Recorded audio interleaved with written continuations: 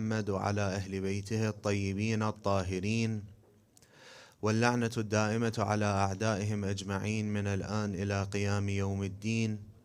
القول مني في جميع الأشياء قول آل محمد فيما أسروا وما أعلنوا، فيما بلغني عنهم وفيما لم يبلغني. أما بعد، فقد قال الله العظيم في محكم كتابه الكريم: بسم الله الرحمن الرحيم، إن ينصركم الله فلا غالب لكم وإن يخذلكم فمن ذا الذي ينصركم من بعده وعلى الله فليتوكل المؤمنون.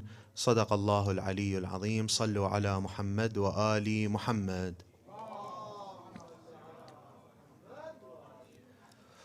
Often when we refer to the term warfare, the first thing that comes into the mind, or probably the only thing that comes into the mind, is the physical warfare, what we know now. Whether back in time it was swords, shields, spears, now it would be missiles, bombs, drones. Warfare, when you say that word, the first thing that comes into mind is between two armies, between two groups, and they fight. However, when we look at warfare, oftentimes, certain nations can destroy another nation without waging any physical war against it.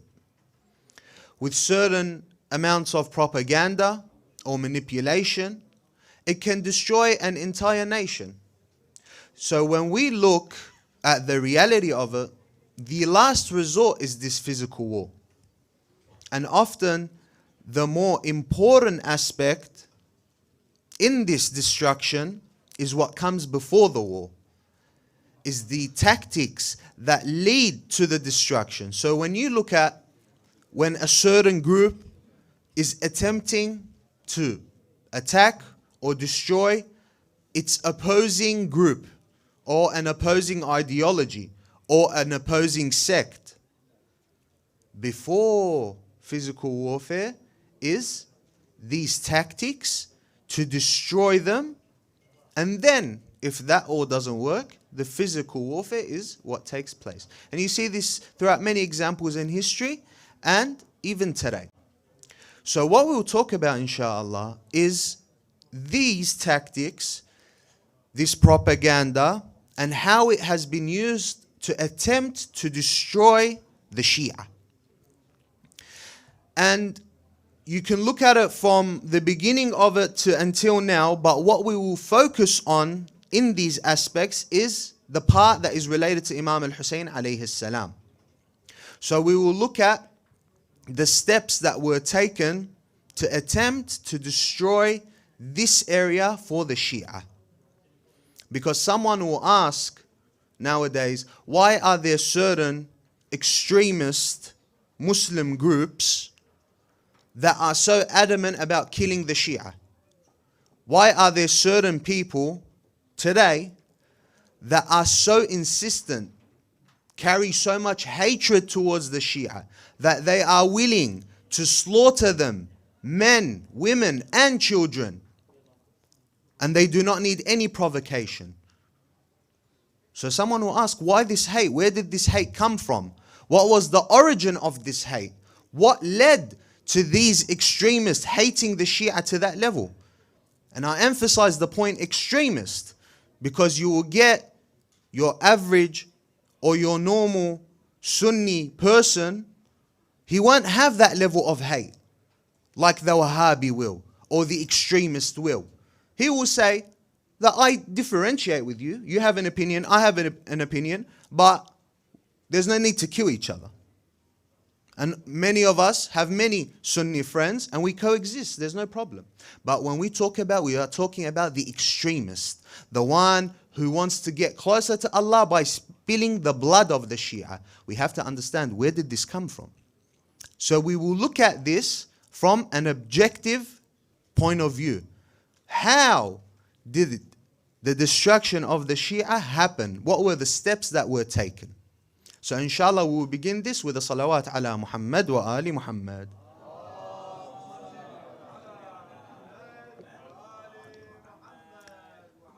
Your first step into attempting to destroy a certain ideology, or in this case, the Shia, your first step is to destroy or weaken anything that is a source of strength for them.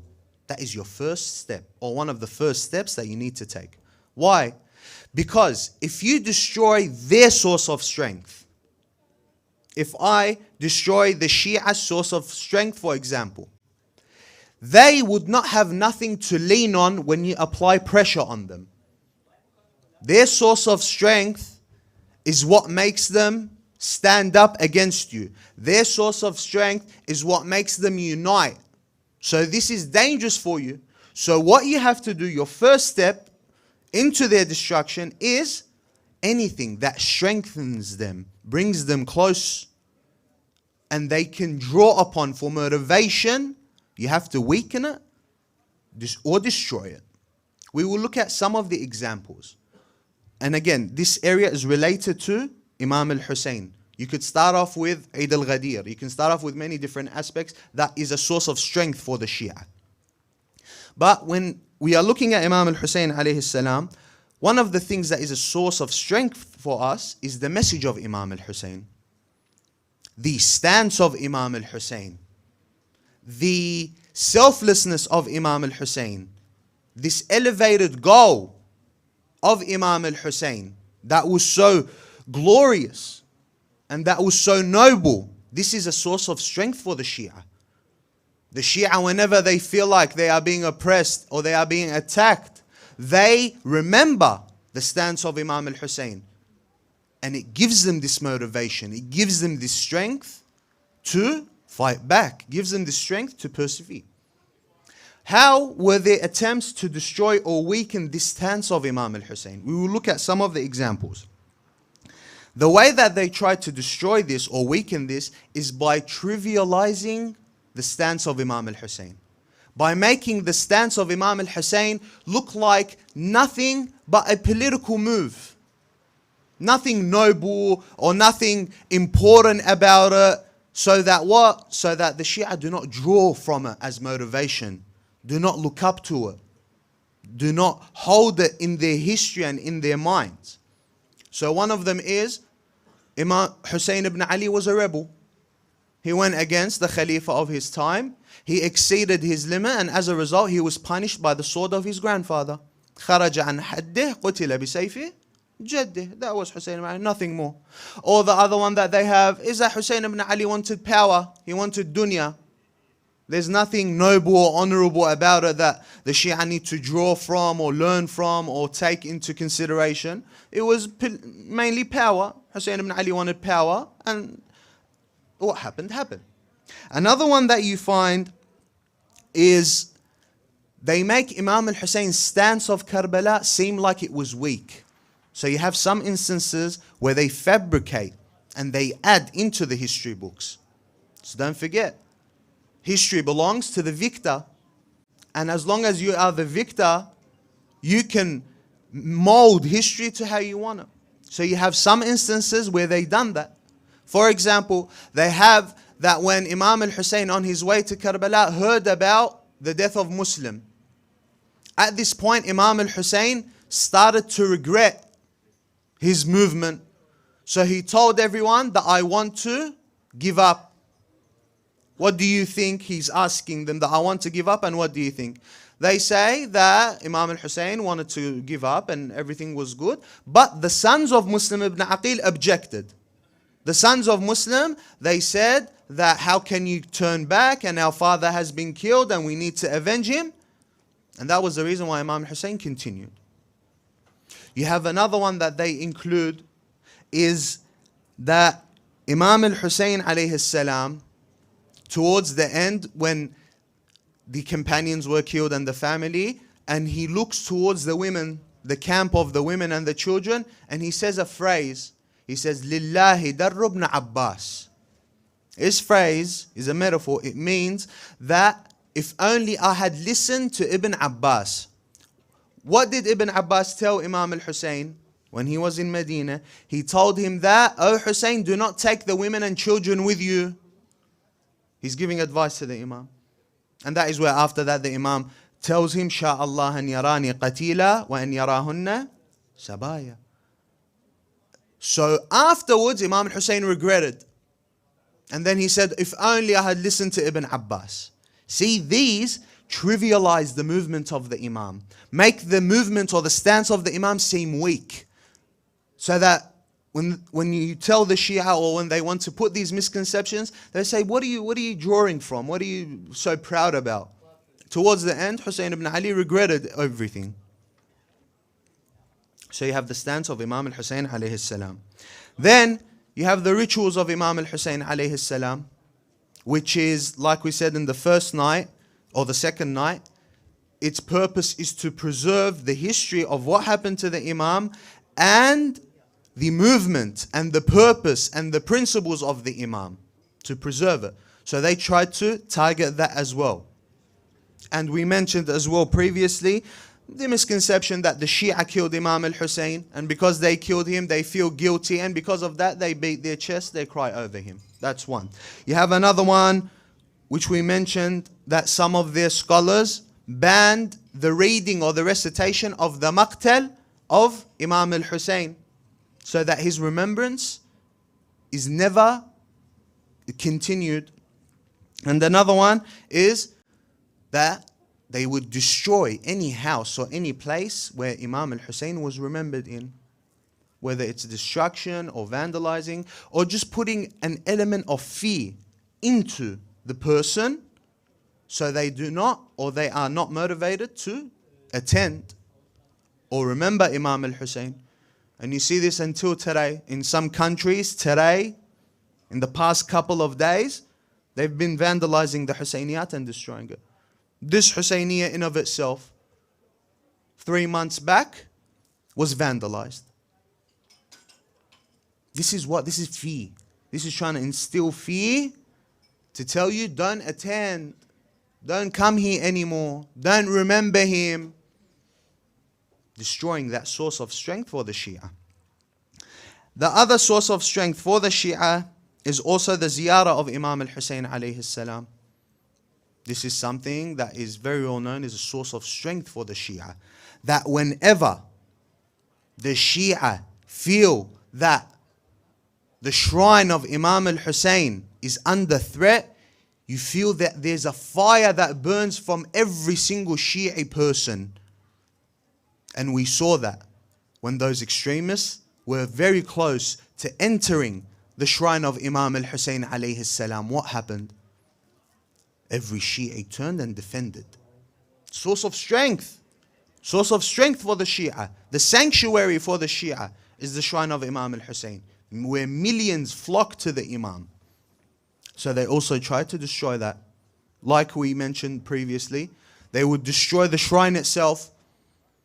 You have from Al-Mutawakkil all the way until very recently, with that cursed tyrant not too long ago who tried to destroy the grave of Imam al-Hussein. You have banning the visitors, banning the Zuwar from going near the grave of Imam al-Hussein. You have calling the visitation of Imam al-Hussein shirk or bid'ah. These are all attempts to destroy this source of strength. Now, this was the first step, destroying the source of strength for the Shia. The second step, now that I have found their source of strength and I have destroyed it, now every time I want to put pressure on them, they have nothing to lean back on. They have nothing that unifies them, that brings them together, that gives them strength. My second step is to cover my tracks. Any crimes that I have committed, I have to now try to cover it. And again, we are looking at in the context of Imam al-Hussein alayhi salam. And we have that there have been attempts to cover up the crimes of Yazid. You have some of them is that Yazid ibn Muawiyah, what happened was that Yazid wanted peace and his hand was forced into fighting Imam al-Hussein. That's number one. The second one is that Yazid never ordered them to kill Imam al-Hussein in such a brutal way. He never ordered them to stomp on the bodies of the companions and the Imam. He never ordered them to decapitate anyone, to punish anyone, to torture anyone, to shackle the women and the children. He never ordered that. Yazid never knew anything about that.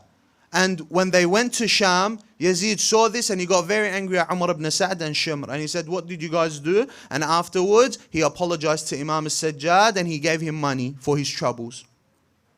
And what happened to the letters that Yazid would send to Al-Walid in Al-Madinah, and then to Mecca? He would send letters that he would tell them, even if Hussein ibn Ali was hanging on to the Kaaba, kill him. What happened to those letters? Where he put Ubaidullah ibn Ziyad in Kufa. Who done that? Wasn't it Yazid? But they try to cover his tracks. That he didn't want this. He didn't even know that this was going to happen. And he regretted it. And he apologized. That's not how it works. But they will still try to attempt to do that. Or they will add their famous quote that if the ruler, even if the ruler is unjust and he is oppressive, you still can't object and you can't go out against him because he is a ruler, he's a hakim. You see some people, those extremists, and it baffles me.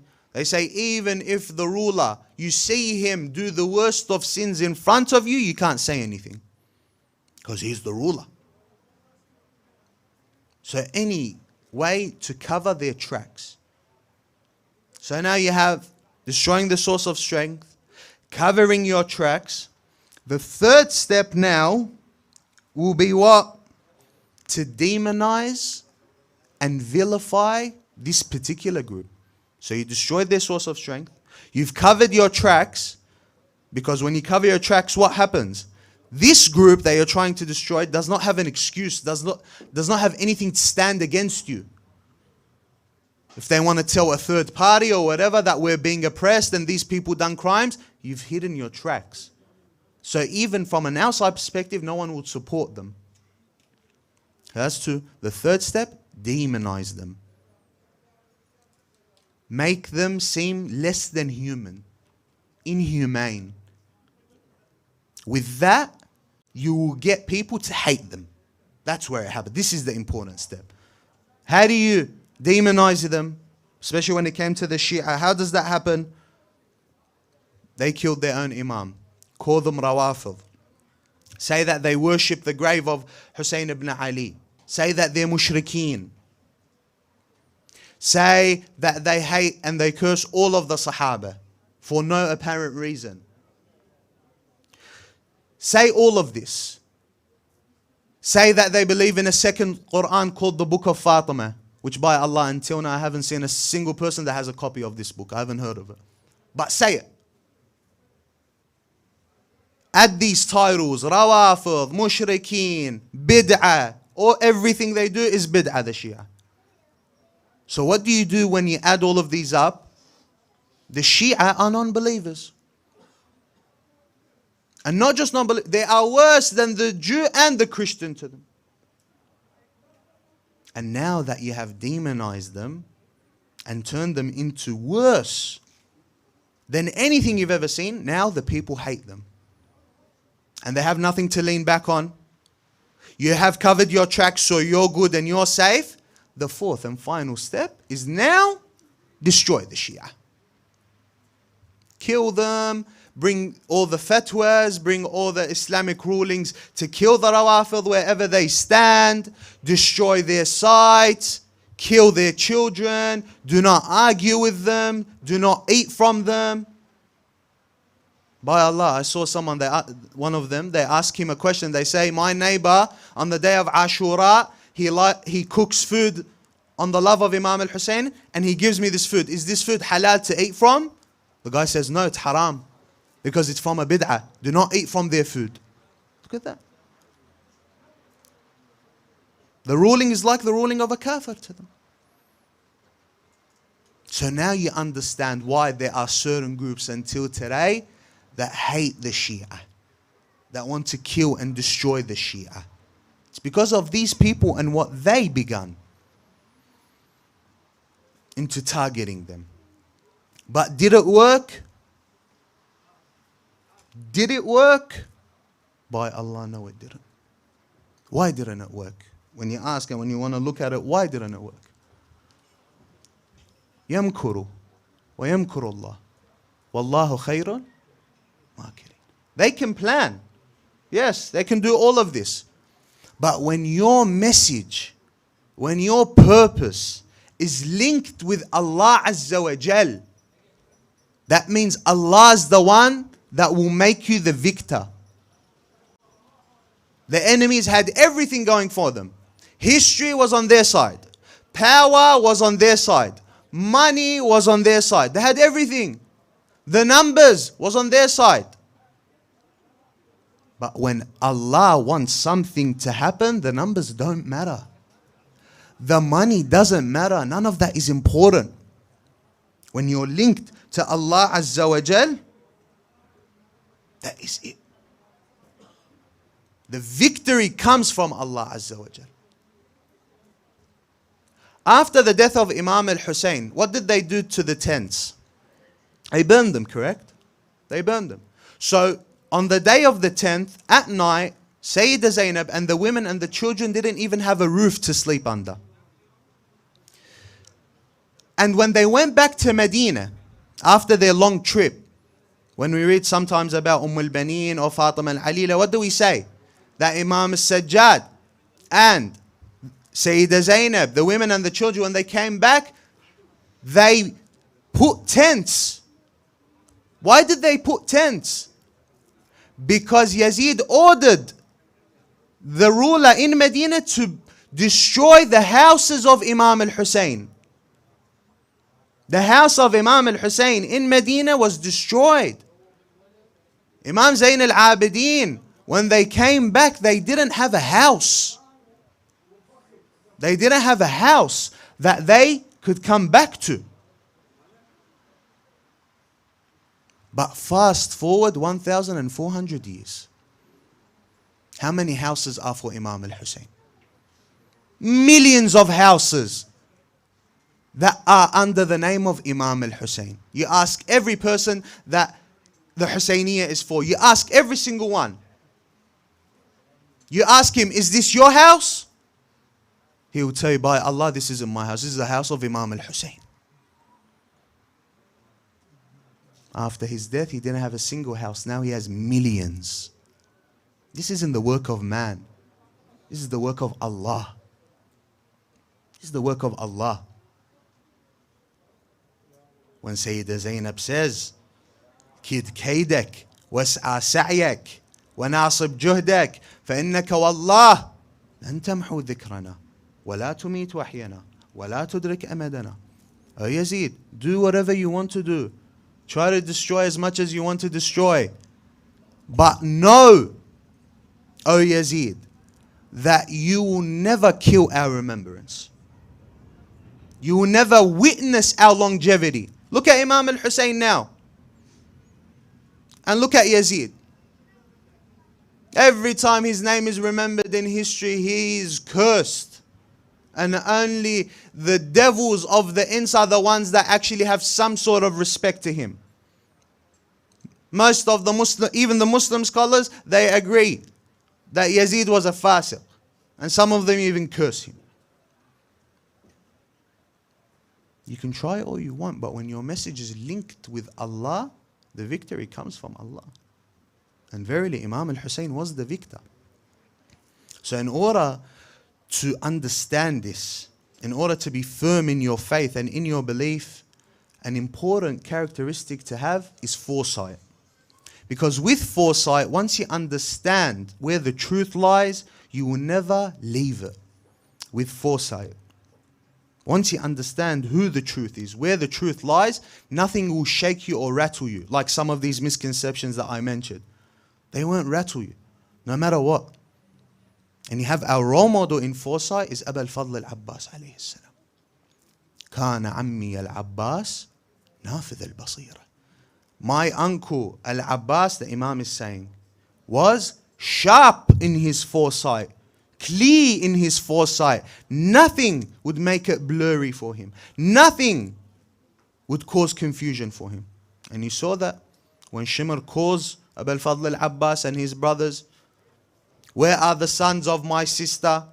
Because Shimr and al-Banin, they have some sort of relation. Abu al-Fadl al-Abbas didn't even want to go to him. Imam al-Hussein told him, go and see what he wants. He goes to him, he said, what do you want? Shimr tells him that I have negotiated and I have found safeguard for you. I have guaranteed your safety. All you have to do is to leave al-Hussein and you will be safe. You and your brothers won't be killed. Abbas looks at him and says, woe unto you. Woe unto you. You grant me safety and the son of Fatima you don't grant safety? That is Abu al-Fadl al-Abbas. That is Abu al-Fadl al-Abbas, who we need to learn from with this foresight and this loyalty to his last breath. His master was Imam al-Hussein alayhi salam.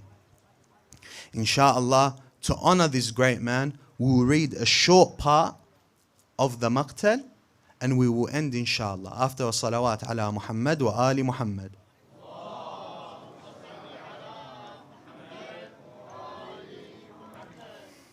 بسم الله الرحمن الرحيم حسبي الله ونعم الوكيل ولا حول ولا قوة إلا بالله العلي العظيم.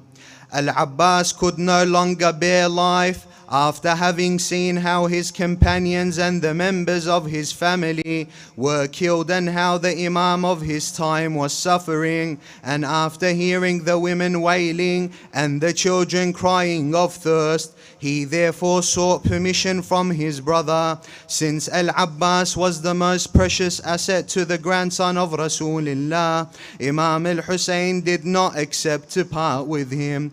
The Imam said to him, "O brother, you are my standard bearer." Al-Abbas said, "I am fed up with these hypocrites and I want to seek revenge against them." Imam told him, "If that is the case, then get water for the children." Al-Abbas heard the children crying of thirst, so he could not tolerate the situation any longer.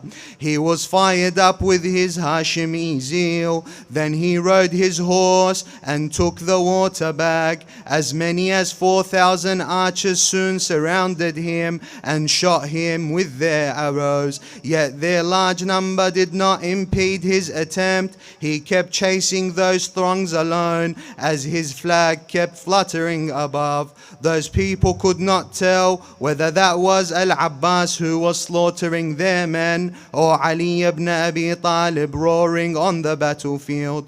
Their men could not maintain their grounds before him, and he reached into the river of the Euphrates.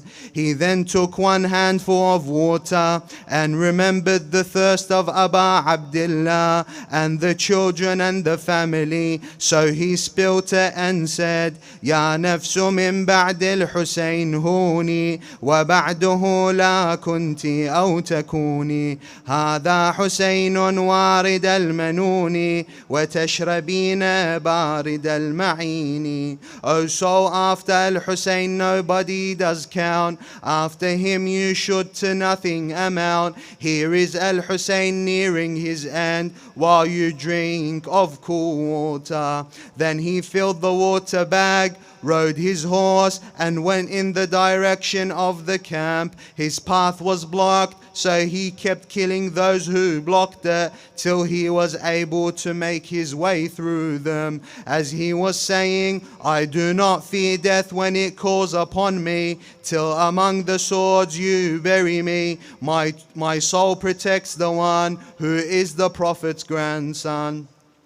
Then as he was fighting, the cursed Zayd ibn Ruqad al-Jahni was hiding behind a palm tree. Then he escaped from the ambush, ajarakumullah, and he struck Abu al-Fadl al-Abbas, severing his right arm. Abu al-Fadl al-Abbas said, "Wallahi in qata'tumu yamini إني أحامي أبدا عن ديني وعن إمام صادق اليقين نجل النبي الطاهر الأمين. By Allah, if you cut off my right hand, I shall not cease defending my creed. And then Imam, true to his conviction, do I defend, a son of the trustworthy Prophet whom Allah sent. He did not pay attention to the fact that his right hand had been cut off because he was concerned about getting the water to the children and the family of Abu Abdullah.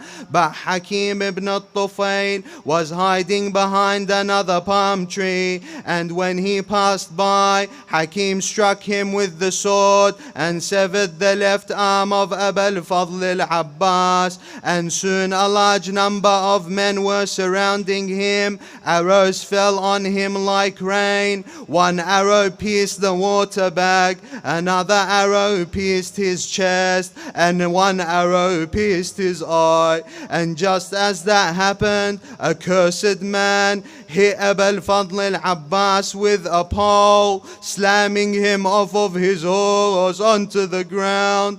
He fell on the ground and he said, Assalamu alayka ya Abu Abdullah. Imam al-Hussein heard him and rushed towards him. He chased the army away full of anger and screamed, إلى أين تفرون وقد قتلتم عضدي إلى أين تفرون وقد قتلتم أخي. Imam al-Hussein then reached Abu al-Fadl al-Abbas and saw his brother covered with blood, crowned with arrows and without any arms. Abu al-Fadl al-Abbas could not see anything or hear anything for the pain that he was going through. His head was on the ground and he was bleeding. The Imam sat next to his brother, crying over him, and he was in that state. Then Al-Abbas bid his farewell. He drew his final breath and his soul departed from his body. Rahimallahu man nada wa Abbasa. The Imam alayhi salam with a broken heart said, الآن انكسر ظهري وقلت حيلتي وشمت بي عدوي. Now my spine has been split and my endeavor is further weakened. Imam al-Hussein then went back to the camp, broken and distraught. He kept wiping his tears with his cuffs as men raced with one another to assault his camp. He called out, is there anyone who helps us? Is there anyone who grants us security? Is there anyone who seeks justice to support us? Is there anyone who fears the fire to defend us? Sukaina, the daughter of Imam al-Hussein, came to ask him about her uncle Abu al-Fadl. He told her, oh Sukaina, your uncle is next to the river with no arms.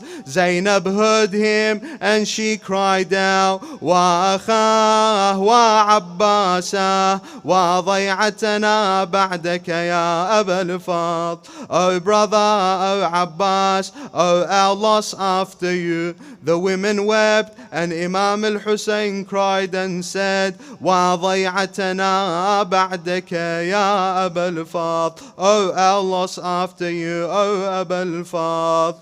Inna lillahi wa inna ilayhi raji'un. وسيعلم الذين ظلموا أهل بيت محمد أي منقلب ينقلبون والعاقبة للمتقين. We ask Allah to hasten the reappearance of our Imam Sahib al-Asr wal-Zaman. اللهم عجل لوليك الفرج والعافية والنصر واجعلنا من أنصاره وأعوانه ومن شيعته ومحبيه. وإلى أرواح المؤمنين والمؤمنات رحم الله من قرأ السورة المباركة الفاتحة مع الصلاة على محمد وآل محمد.